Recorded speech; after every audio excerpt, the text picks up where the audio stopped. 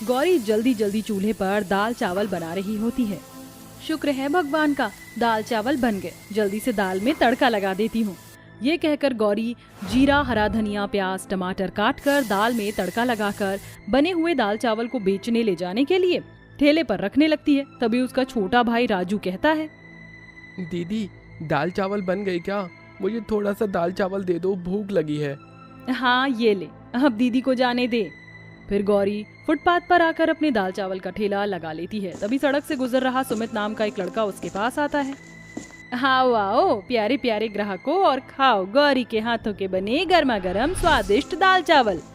सुनिए, जरा एक प्लेट दाल चावल देंगी? ये लीजिए साहब जी। सुमित गौरी को प्यार भरी नजरों से देखते हुए दाल चावल खाता है।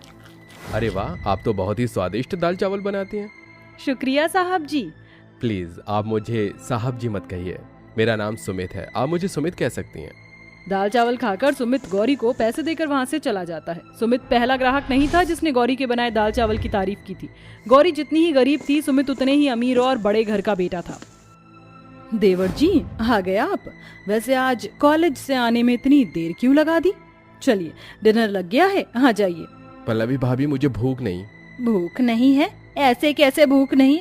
अरे रात के 8 बज रहे हैं, डिनर का टाइम हो चला है। बाहर कुछ खाया था तूने? वो माँ, रास्ते में घर आते वक्त मैंने ठेले से खरीद कर दाल चावल खाया था। देवर जी, आपने ठेले से खरीदकर दाल चावल खाए? कॉलेज की कैंटीन और रेस्टोरेंट्स पर ताला लगा था क्या? अरे आपको पता भी है ये गरीब ठेले वाले पता नहीं कैसे सस्ते ग्रोसरी के सामान का इस्तेमाल करते हैं और कितनी गंदगी में खाना बनाते हैं। राजरानी की बहू पल्लवी बहुत ही अमीर और पैसे वाले घर से थी, इसलिए वह स्वभाव से बहुत ही घमंडी और अपने आगे गरीबों को कुछ नहीं समझती थी। मगर गरीब गौरी की सादगी पहली नजर में सुमित के दिल में उतर गई। अब सुमित गौरी को देखने के बहाने उसके ठेले पर आकर दाल चावल खाता। गौरी भी मन ही मन सुमित को चाहने लगी थी, मगर अपनी गरीबी को सोचकर वो रुक जाती। गौरी, तुमसे एक बात पूछूं? तुम ये दाल चावल का ये जो ठेला है वो क्यों लगाती हो? सुमित जी, मेरे सर पर मेरे छोटे भाई और मेरे पिता की जिम्मेदारी है। कुछ समय पहले तक पिताजी ठीक थे, मजदूरी करके घर चलाते थे, मगर अब उनसे इतनी मेहनत नहीं होती, इसलिए घर का दाना पानी चलाने के लिए मैंने दाल चावल का ठेला लगाया। गौरी की तकलीफों को देखकर सुमित ने गौरी से शादी की बात अपने परिवार में बताई। सुना आपने सुमित क्या कह रहा है? मम्मी जी, मैं बात करती हूँ देवर जी से। हो क्या गया है आपको? शादी अपनी बराबरी के स्टेटस वालों में ही अच्छी लगती है। बस करो पल्लवी बहू, और भाग्यवान क्या हो जाएगा जो एक गरीब घर की बेटी अगर हमारे घर की बहू बन जाएगी। हमारा सुमित उसी के साथ खुश है। सुमित की खुशी के लिए उसके अमीर घर वाले रिश्ता लेकर गरीब गौरी के घर आते हैं। नमस्ते भाई साहब, मैं यशवर्धन हूँ। दरअसल मेरा बेटा सुमित और गौरी एक दूसरे को पसंद करते हैं। हम गौरी को अपने घर की बहू बनाना चाहते हैं। ये सुनकर गरीब गोपी की आंखों में खुशी के आंसू भर आते हैं। अरे ये तो मेरी खुशकिस्मती है जो मुझ जैसे गरीब की बेटी का रिश्ता इतने बड़े अमीर घर में होने जा रहा है। मुझे ये रिश्ता मंजूर है। ये सुनकर राजरानी गौरी को शगुन की थाली देती है। तभी पल्लवी गौरी को गरीब होने का ताना मारती है। मेरी होने वाली देवरानी जी, तुम्हारी तो लॉटरी लग गई, इतने बड़े घर की बहू जो बनने जा रही हो, वरना तो किसी गरीब रमेश टाइप से ही शादी होती। गौरी पल्लवी की बातों को सुनकर सह जाती है और गोपी के गरीब होने के कारण साधारण तरीके से सुमित और गौरी की शादी हो जाती है और गौरी अपने ससुराल आ जाती है।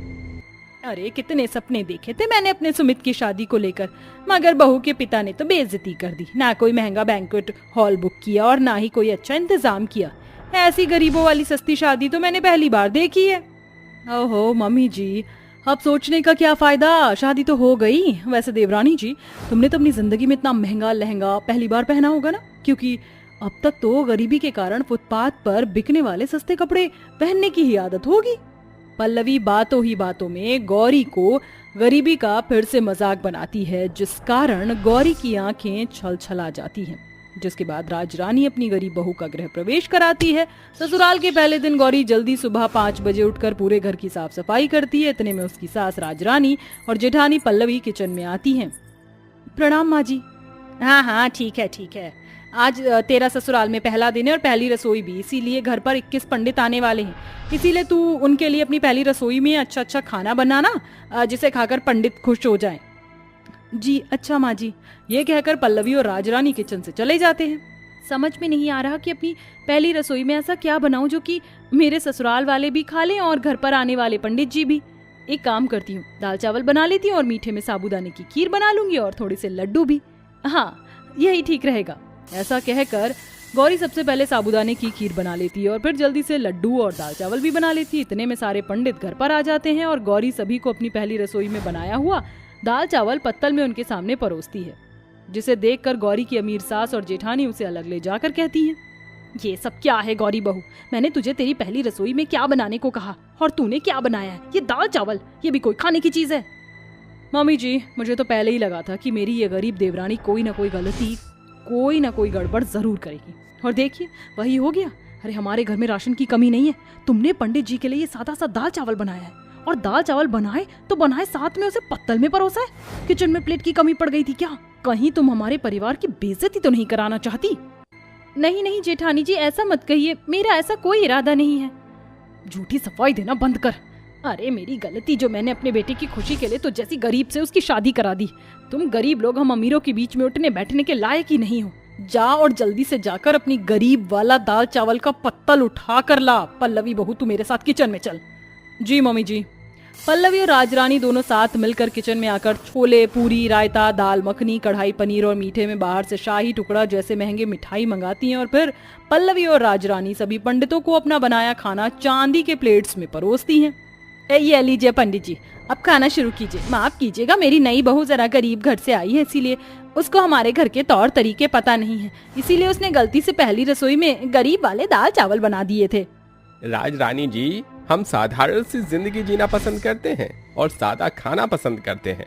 हमारे लिए इस चांदी के बर्तन में ये अमीर वाला खाना मोल नहीं रखता।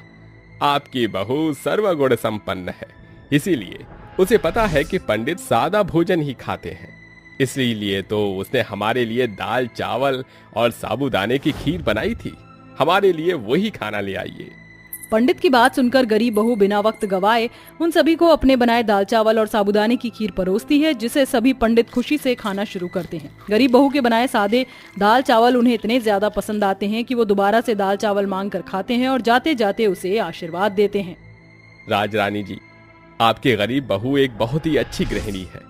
जब तक इसके कदम इस घर में है, आपके घर में कभी कोई कमी घाटी नहीं आएगी। ये कहकर पंडित वहां से चले जाते हैं और राजरानी और पल्लवी अपने किए पर पछताते हुए गौरी से माफी मांगते हैं। देवरानी जी, मुझे माफ कर दो, मुझे तुमसे इस तरह से बात नहीं करनी चाहिए थी। नहीं बहू, मुझे भी माफ कर दे। तूने तो अपनी तरफ से अच्छी बहू की जिम्मेदारी निभाई थी, मगर मैंने तेरी पहली रसोई में दाल चावल देखकर तुझे जो नहीं कहना चाहिए था वो कह दिया। कोई बात नहीं माँ जी, मुझे आपके या जेठानी जी की बातों का बुरा नहीं लगा। आप मुझसे बड़ी हैं और गलती तो किसी से भी हो सकती है।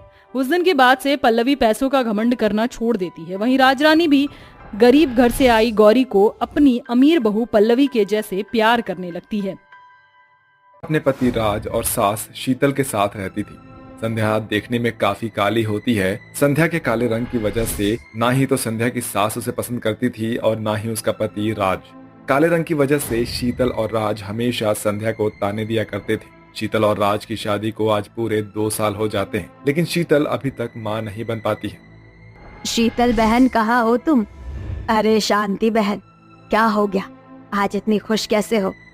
खुशी की ही तो बात है शीतल बहन, आज मैं दादी बन गई हूँ।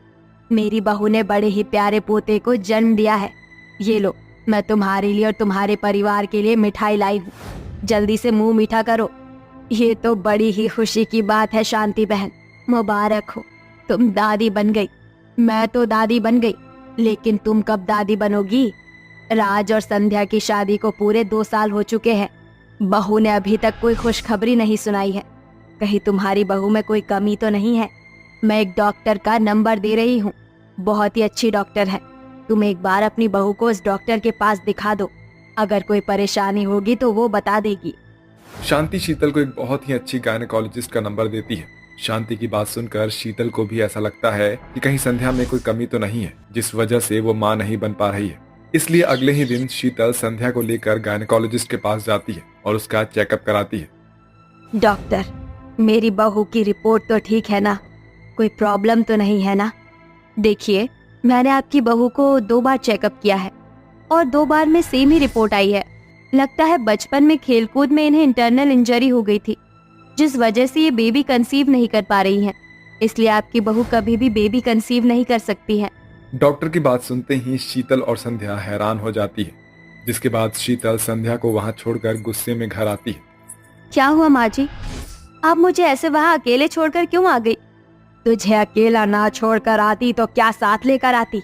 एक तो रंग रूप इतना काला, सोचा था रंग रूप काला है तो कम से कम मेरे घर को वारिस देगी, लेकिन तू तो वो भी देने के लायक नहीं है।